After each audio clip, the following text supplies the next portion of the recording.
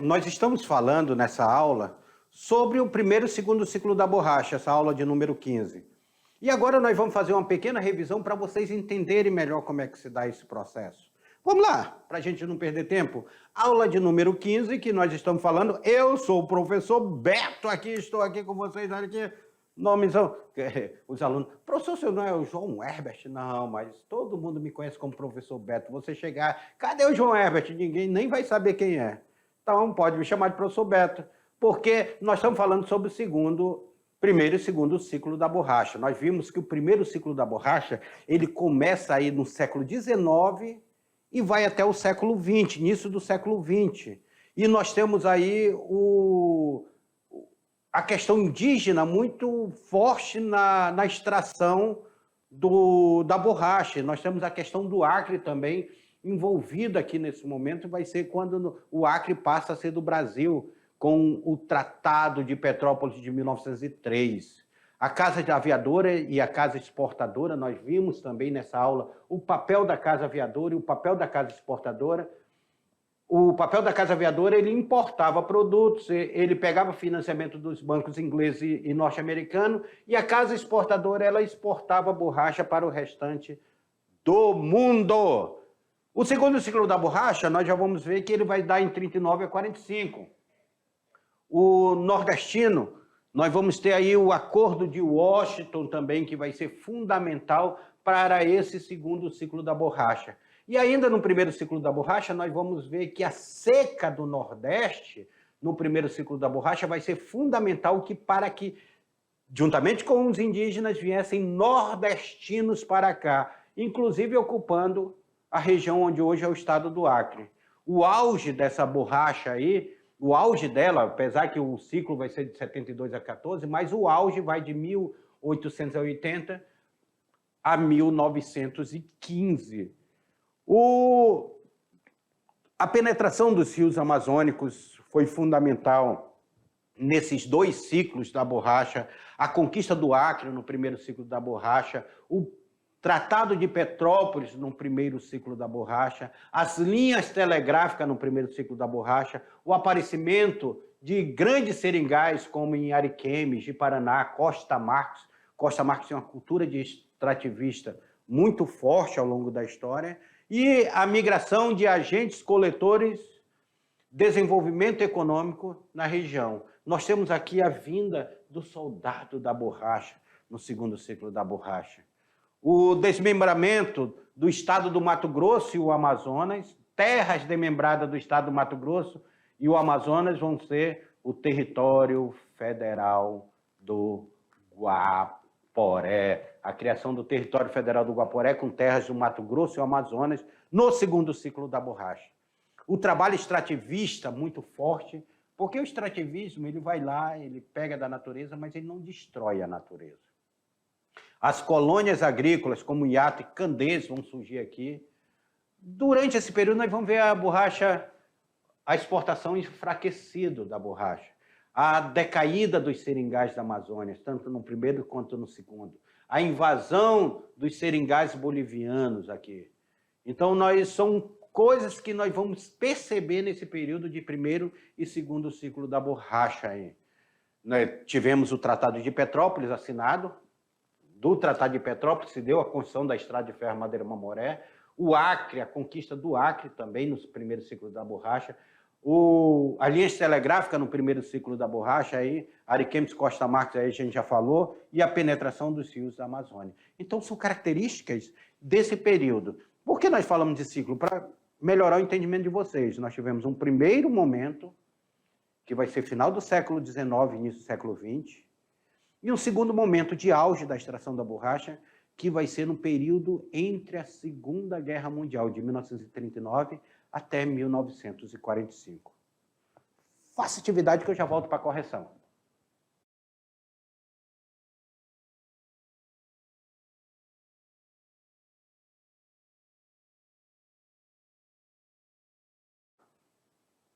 Essa atividade está muito mamão com açúcar para vocês, pelo amor de Deus. O professor Lorismar deixou elas muito fácil para vocês.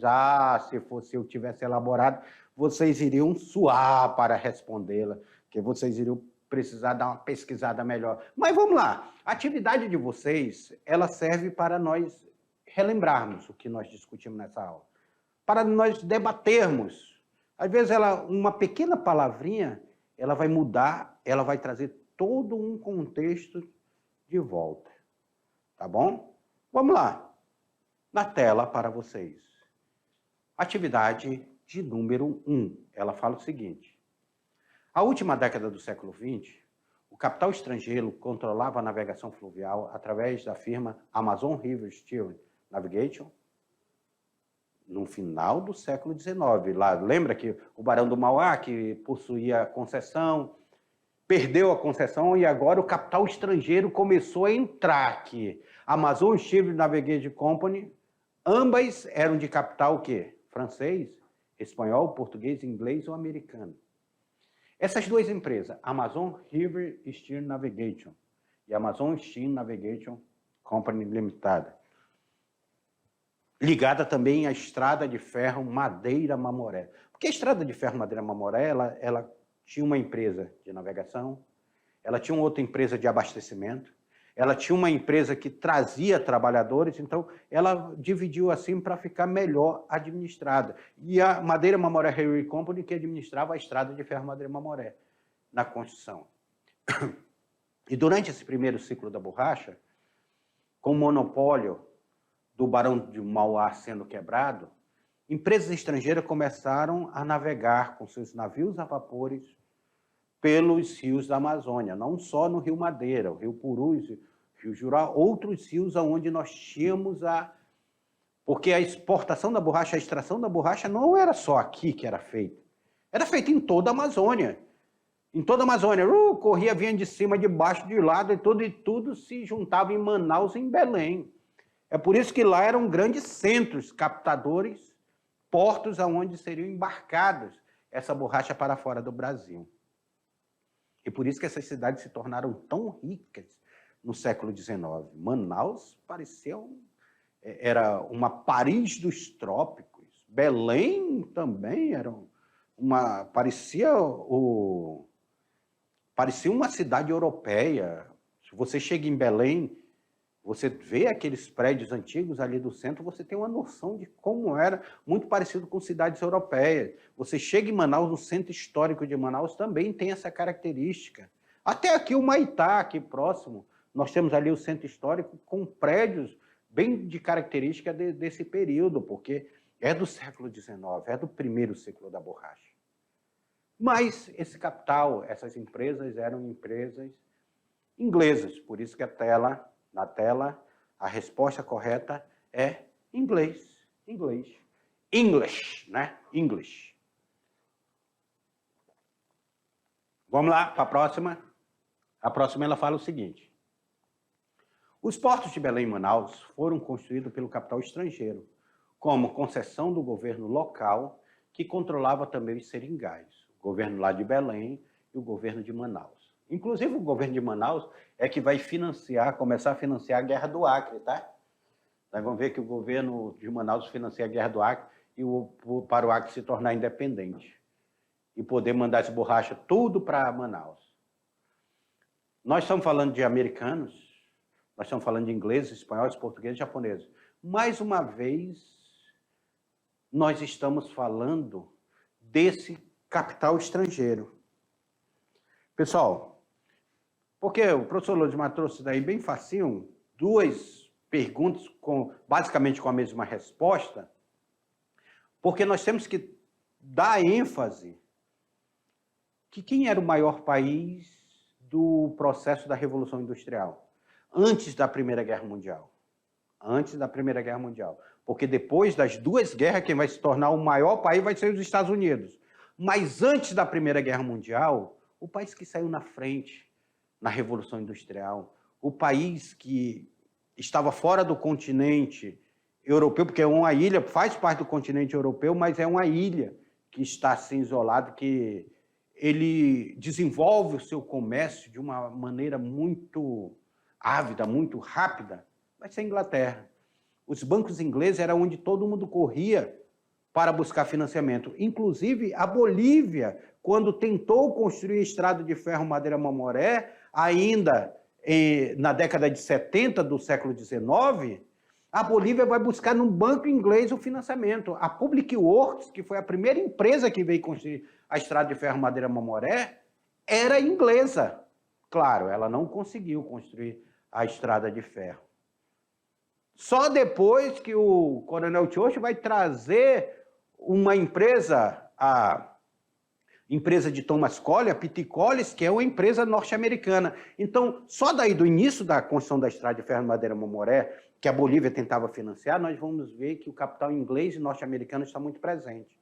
Mas é o capital inglês principal que vai estar aqui nessa região, na extração da borracha. Inclusive, são os ingleses que vão contrabandear essa borracha, as seringas, para a Malásia. E lá eles vão plantar em suas colônias. E com isso quebra a economia brasileira. Vai quebrar a economia amazônica. Então, na tela para vocês, nós estamos vendo aí que são os ingleses. Os ingleses que foram meu bem e meu mal ao mesmo tempo. Meu bem e meu mal.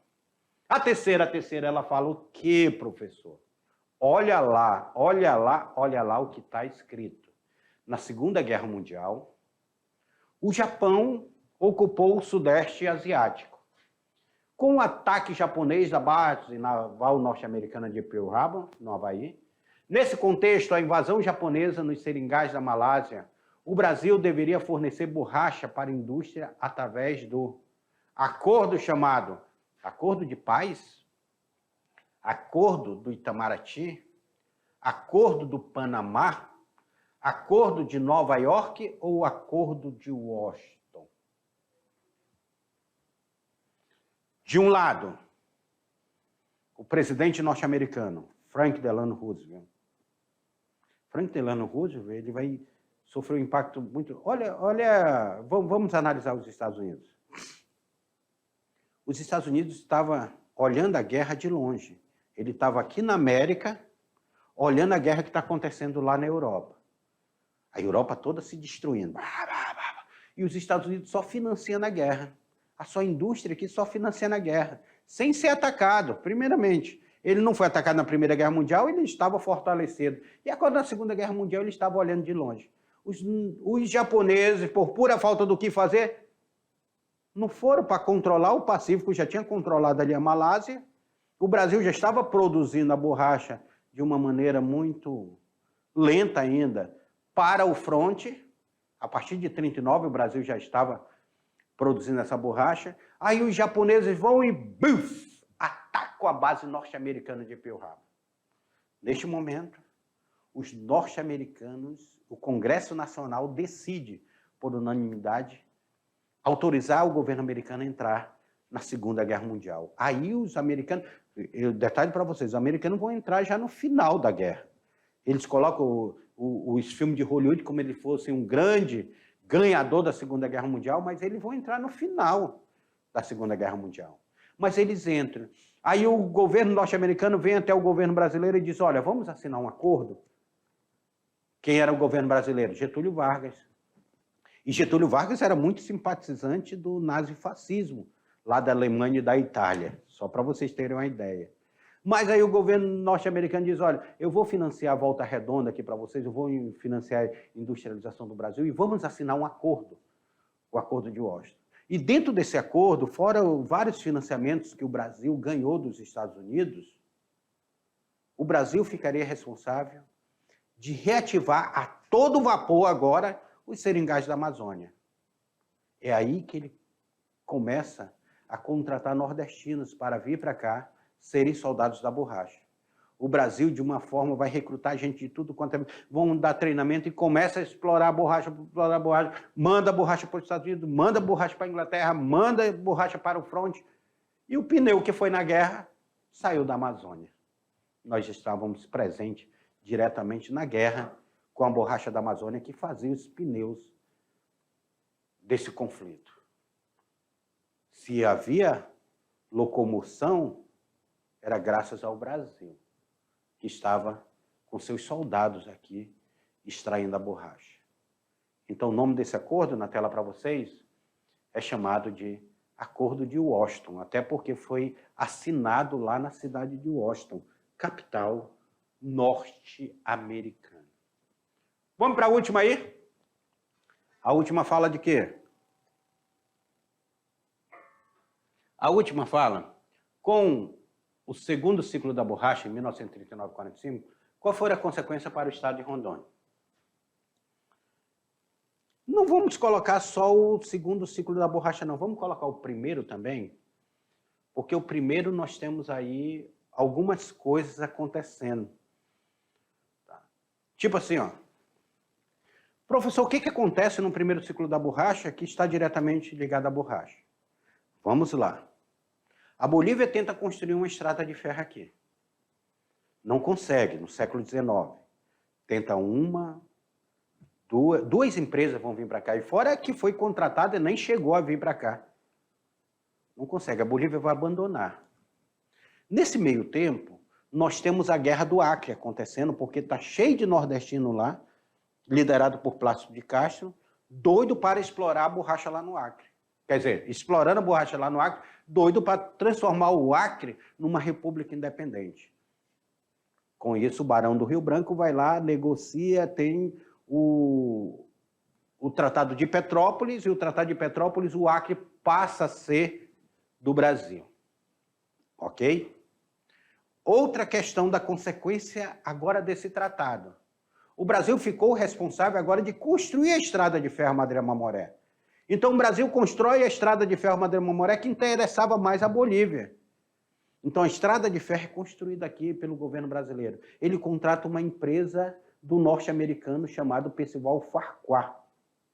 Justamente, o Percival Farquhar é o mesmo norte-americano que está construindo o Porto de Belém. E ele é trazido para cá e ele constrói a estrada de ferro Madeira-Mamoré. Outra consequência. Outra consequência nós temos, no primeiro ciclo da borracha, as linhas telegráficas, porque estava sendo construída a estrada de ferro aqui, mas estava sem comunicação. Então, coloca as linhas telegráficas. Rondon fica responsável de instalar a linha telegráfica lá, que ligasse o Mato Grosso ao Amazonas. É outra consequência desse primeiro ciclo da borracha. Os rios da Amazônia eles começam a ser explorados, o pessoal começa a adentrar de tudo quanto é rio e igarapé para explorar a borracha. Inclusive, minha família vem de um igarapé chamado Três Casas. Igarapé de Três Casas, que está ao Lago de Três Casas, que lá também era um grande seringal, assim mesmo como foi o Seringal Paraíso, palco de um livro chamado A Selva, do Ferreira de Castro, que ele escreve A Selva, quando ele veio trabalhar no Seringal Paraíso. Então, são consequências desse primeiro ciclo da borracha. O segundo ciclo da borracha, nós temos uma migração nordestina muito grande. Nós temos o soldado da borracha. Nós temos um desenvolvimento, nós temos a criação do território federal do Guaporé, o desmembramento de terras do Mato Grosso do Amazonas. Então, são consequências também desse segundo ciclo da borracha. Na tela para vocês, que o professor Lourdes Mar colocou aí como resposta a algumas questões para vocês. A penetração do Rio da Amazônia, a conquista do Acre, o Tratado de Petrópolis, a linha telegráfica, Ariquemes de Paraná e Costa Marques sendo criadas, são coisas do segundo ciclo da borracha. E, meus queridos alunos, chegamos ao final de mais uma aula de História de Rondônia. Eu espero que vocês tenham entendido, porque a borracha ela está diretamente ligada ao desenvolvimento da nossa região. Espero vocês numa próxima aula. Até lá!